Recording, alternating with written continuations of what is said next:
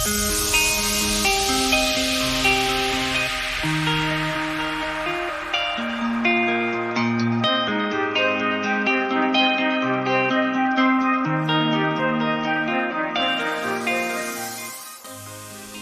to the next episode of The Adventures of Artemis and Athena. I'm Artemis, that's Athena, and today we are talking about Disney.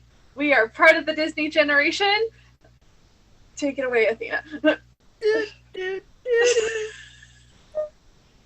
I've always wanted to do that. Like, you grow up watching the Disney Channel, and they make the little Mickey Mouse ears with their wand, and that was making it. That would have been making it for me as a kid.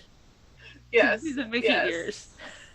We grew up in the generation of Lizzie McGuire and the Jersey, So Weird, Phantom of the Megaplex. Kim Possible. The Famous Jet Jackson. You had Little Mermaid and Aladdin, like, really early in the morning, the little half-hour cartoon series. Mm-hmm. Back to back, they were my favorite. And then Hercules came out after that. They had young Herc in there. Yes. And then, like, later on, you had The Emperor's New School with Cusco, who was, like, he was either, like, in school or he was running a school. It was really weird. His was weird. I was like, I don't understand, like, how this one works. Like, I got the other ones, but I was like, I don't understand where this goes with the movie. I'm confused. But I will also say, we're part of the Disney generation. We're the ones who grew up with the animated series. Athena more so. I grew up at, like, the boom of the Pixar movies. So I remember Bug's Life. I remember Toy Story coming out, Nightmare Before Christmas. Even the preview of that gave me nightmares. See, I was already a little older at that point, which doesn't take away my Disney experience. It was just kind of at that weird, I don't know, tweenish age. So it was still cool, because the weird thing about my generation, slightly older millennials, is that these things were still really cool when we were in middle school and early high school. Like, they never left us.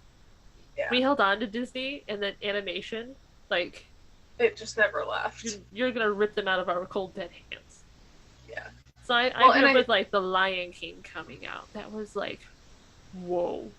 And Aladdin. Love Jasmine. Like, so much. I remember Hercules coming out. I was 5 when Hercules came out. That was 1998, guys. I was older. I wasn't. I mean, and I loved Hercules because when she came out, she had that maturity about her. Yeah. And the sass.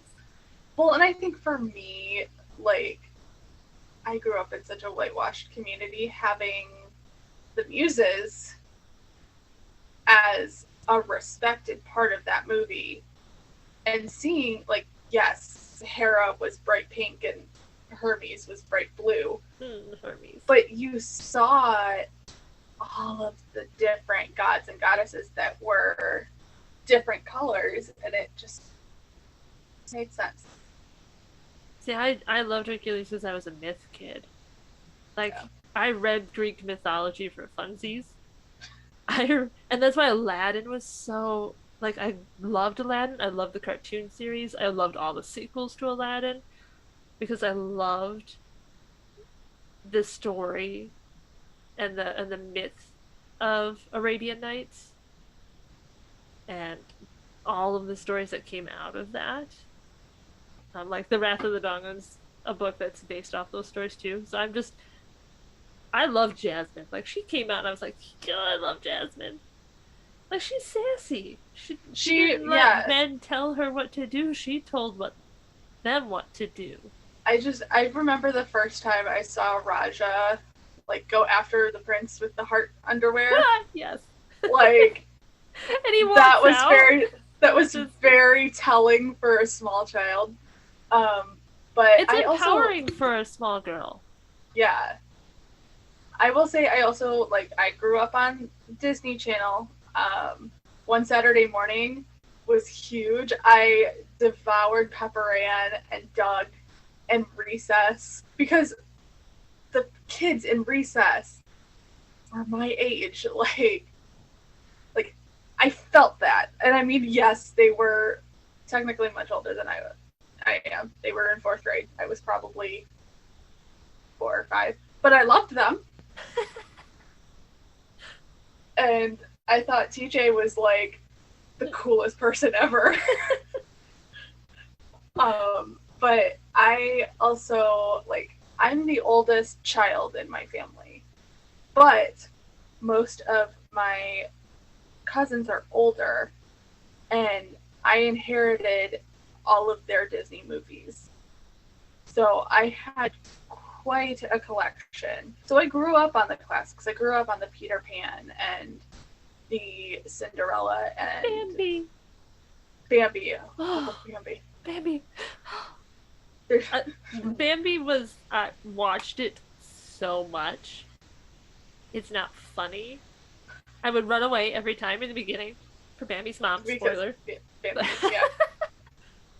But I just, like, I have not seen Bambi in, like, literal years, but I distinctly remember, I don't know if it was his dad or if it was him, but I just remember this vision of a stag. It's both. Because in the beginning, it's the king of the forest, and then Bambi becomes king of the forest. In a very moving moment.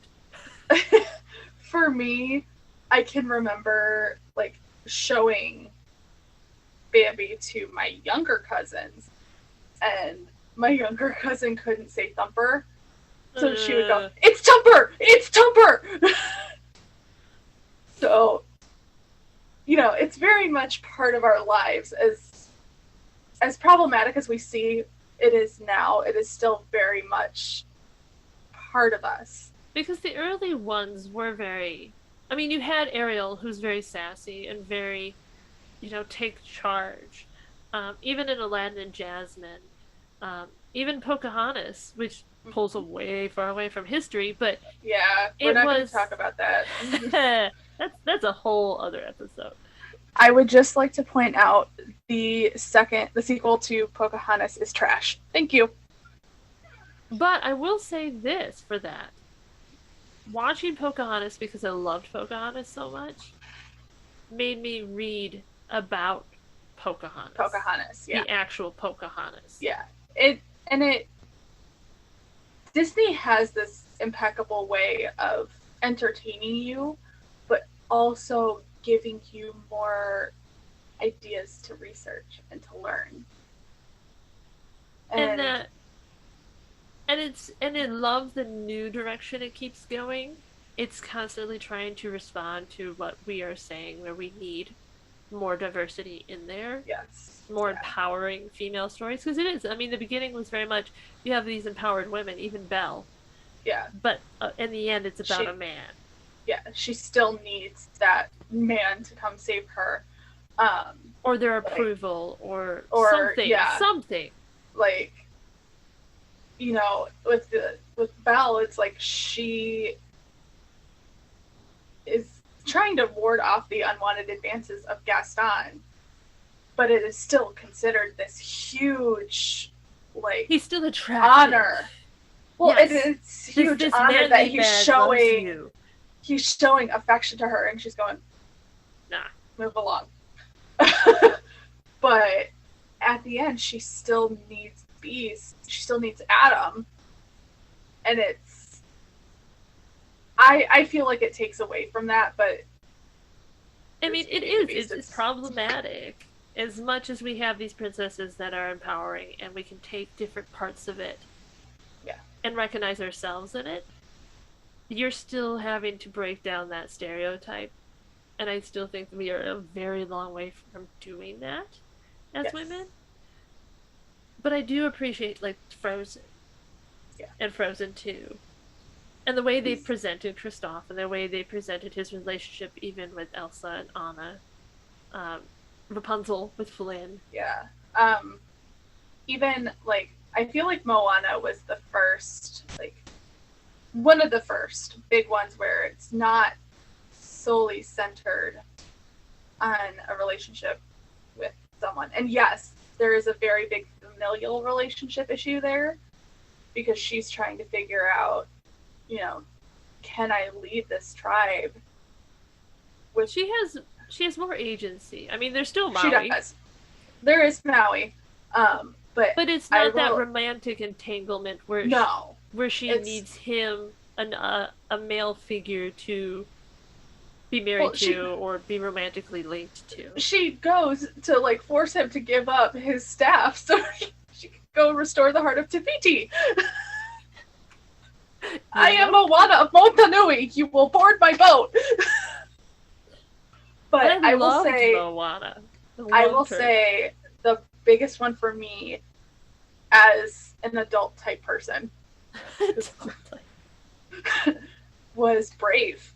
This Disney Pixar's Brave, because there was that idea of you need to get married, you need to take care of this clan, but that's not the main focus. It's kind of in the background, and yes, it's Scottish brawls and hilariousness that ensues, but it's more about Merida finding herself and finding the strength within her family to lead her clan as the head. Because let's be real, Fergus is being a butthead, and will probably not. It won't end well for Fergus. It won't end well for any of them. No, Hamish, Hubert, and Hattie, sir, following in their daddy's footsteps. They try real hard, but it ain't gonna end well. No, poor Maudie. Poor Maudie needed. But I think that is saying something, that Brave is really kind of a turning point there for a lot of the female roles in Disney. I mean, you had Mulan. Yeah, but it still ended. There was still that moment between her and Shang. Yeah. At the end. Yeah. Although I will say Grandma was my favorite in that. And I've always had a Disney prince crush on Shang. Not so secret, but it's secret. Like, I would giggle. I can hear Grandma in my head. You know, Mulan is over here asking Shang if he wants to stay for dinner. And I can just hear Grandma going, "Do you want to stay forever?"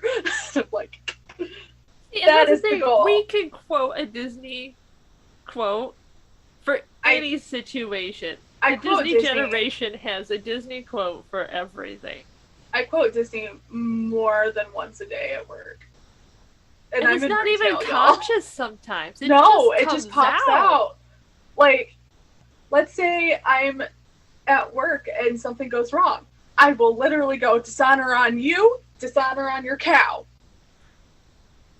Or if, like, my sister B and I, we have this thing where like, if we do something really great, we'll just go honor on your cow. Like, we all know what that means. And we get the reference. Like, and that's the thing. It's a really generational glue. We get the reference. Male, female, non-binary, like, we get it. Everyone understands.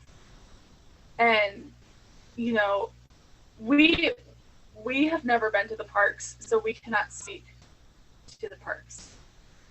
It's so sad. I will say, I know, we're sad. We really wanted to go all of our lives. Okay, people? We really do.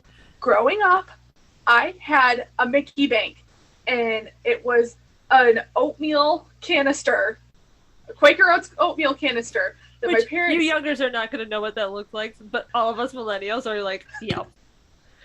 My parents had, like, put paper around it, and I had drawn Cinderella's castle on it, and that was what I was saving up to go to Disney. It never happened, but I was saving.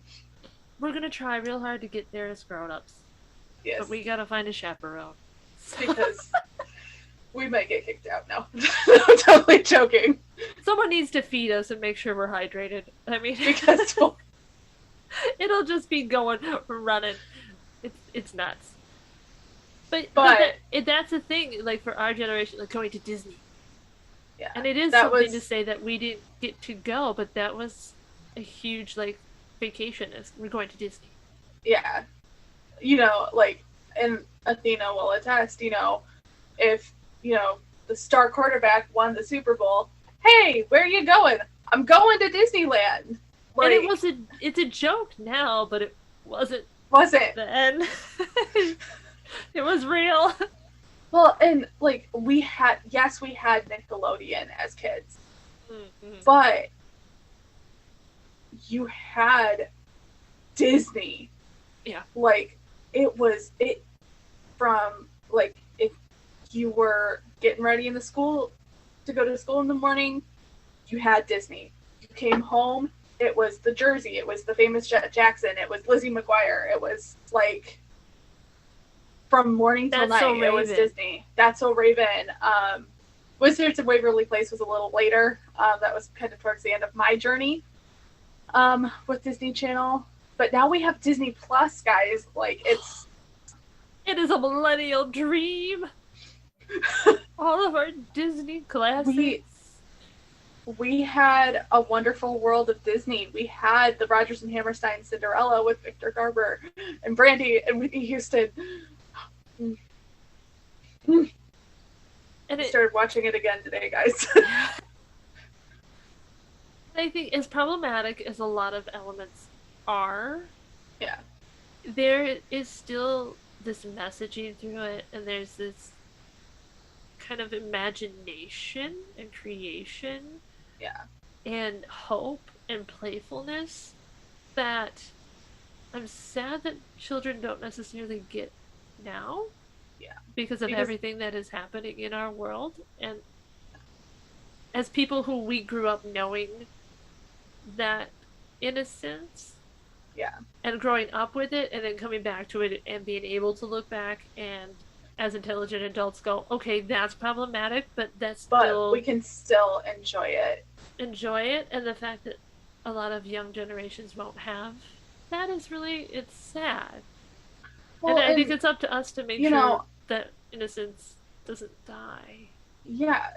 Well, and it's like, if you look at us, yes, we're the Disney generation, but our parents were also part of that. Because they grew up with the Pete's Dragon, Mary Poppins, Bedknobs and Broomsticks. Like, they had all of these classic Disney's. Apple Dumpling Gang was a big one that I grew up on. And it was something that you could sit down with your parents. It's specifically with my parents, both of my parents worked. So, when we got to sit down and watch, a Disney movie, it was something that was special. It was coveted because we got to sit down and have that time with our parents. And I think now as adults who are moving towards having babies, it's our job to foster that creativity within our babies. And you see a lot of millennial parents doing that because we realize that is what we had. And once a Disney baby, always a Disney baby. Yeah. It's in you. It's just a part of the fabric of our culture. Yeah. Our pop culture growing up. I can remember one of my friends, her son is a toddler now, but when she was pregnant with him, she was like, I can't wait to introduce him to all of these Disney movies that I grew up with that are still like just these beautiful classics. And there's something inherently beautiful about that. And I feel like this is far beyond what Walt Disney could have ever imagined for his brand.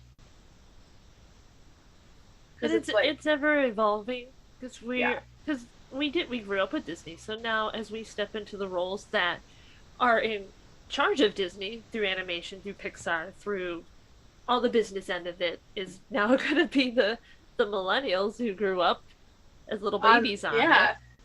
We can take it, and because the spirit of it is already in us, we can continually make it better and make sure that there is representation for everyone in Disney. Yes. And, Athena's not really huge on the Disney villains, but I will say this. having the Maleficent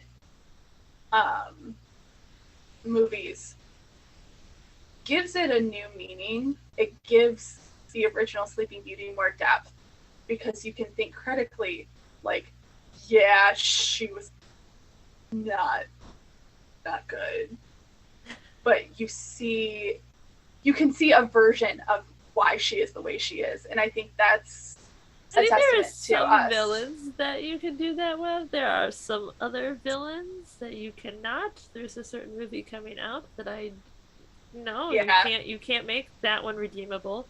yeah, Maleficent and I was a don't little think they different should. because I think there was um a backstory that they were expanding It, on that gave them yeah, that. I think even like the evil queen in Snow White could probably get some a treatment like that.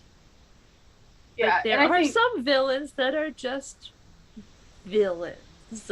well, and I will say this: I definitely think Jafar needs to stay far, far, far, far away. We don't need his backstory. No, That's not what we um, need. I I feel like Dr. Facilier could be an interesting one. I There's could a whole series of that can't be a movie. no, There's that would too have to be a much series. there's too Yeah, much history that needs to be discussed there. yeah, It's but probably more of a PG-13 R type discussion, yeah, yeah, which for sure. I support, and it needs to and probably needs to be talked about.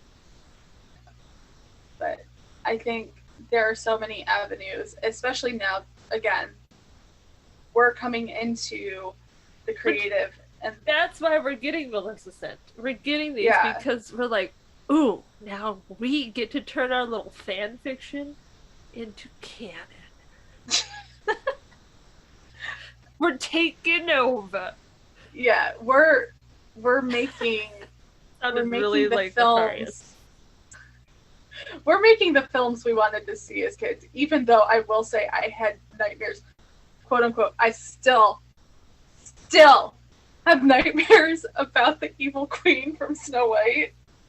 Really? She is not Like, one that has ever been not like anything to me not her as the evil queen, as the hag. as the old crone, because like I can remember like having nightmares about her coming after me. Like it it was frightening, but did I still watch Snow White and the Seven Dwarfs? Heck yes, I did, because Dopey was one of my favorite characters, and I loved Dopey. And I loved Grumpy. So, like, Sure, sure. You know, there's only Snow White and the Prince and you know these, but let's watch like Dopey. I loved Dopey. I thought he was funny. And I can remember, like, I grew up watching most of these at my grandma's house because she was the one who watched me. So I have a lot of memories with her, and she's gone now. But I can remember, I think it was when the dwarfs were like washing up for dinner, and her just giggling at Dopey, and I can distinctly remember going, I've never heard Grandma giggle like that before. So that's like ingrained. Yeah.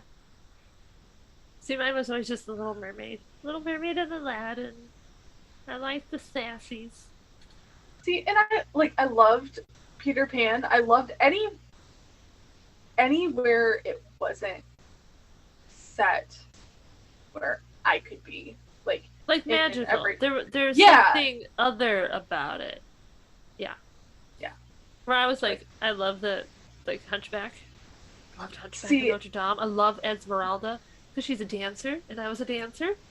that one for me, I've only seen bits and pieces of, Oh, it's a because, beautiful film. and I was talking about this the other day with my mother, and I was I was 4 or 5, possibly 6 when that came out, and she watched it and she said, "You can watch this, but I'm going to warn you that some of it is very mean.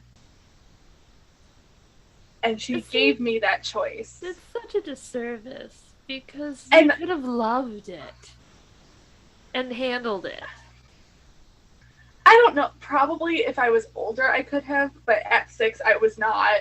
Like, I was still running around with my Barbies, pretending that they were my princesses and that they were going to, you know, get married to Aladdin or, you know. I'm just a dark soul. I was like, yes, I love this. Oh no, I was happy personified. like I was that goofy, like, weirdo little girl that just wanted everything to be magical and happy all the time. Oh no, So, mine always had some sort of warfare happening. It was always in some sort of conflict. Very Mulan, very much. Even like Aladdin, you had this political conflict. right. I was always having that in my stories. I can remember playing Little Mermaid with my cousins in the pool, like. Oh, I lived for a mermaid. 13th year, I was like, when I turn 13, I'm going to turn into a mermaid, and then I could go live in the ocean forever. That was my dream. It didn't happen. My arms are still regular. I think for me, like, the famous Jet Jackson was huge because, you know, he could go be a spy, he could go, like, fight evil, and then go hang out with JD and Kayla, and, like, and for me that was, like, huge because I had never seen someone with my name, like, represented. See, that's why Meg and Megara was such a big deal. Ugh. But so, yeah. So Disney. So if you can't tell, Disney is just a part of. Disney is part us. It's part of our souls. Like, shorthand. It's shorthand speak. You don't need to say much.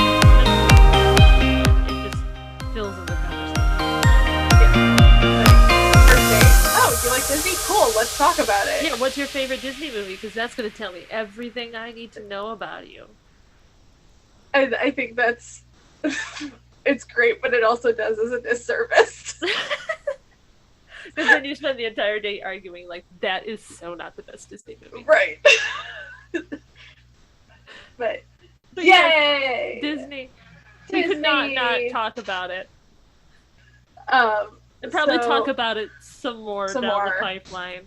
Yeah, well, I know we've got a couple of more intricate videos planned to really dive into Disney, but this was us rambling about how much we love it. And we hope you love Disney. Yes. And we want to know your favorite Disney character, your favorite Disney show, your favorite Disney movie. Let's chat. And yeah, what she said. And maybe we'll reveal some of our favorites, and maybe we will love to have a lovely discussion about them. Guys, we're so tired. We apologize. But until next time, I'm Artemis. I'm Athena. We'll see you later, guys.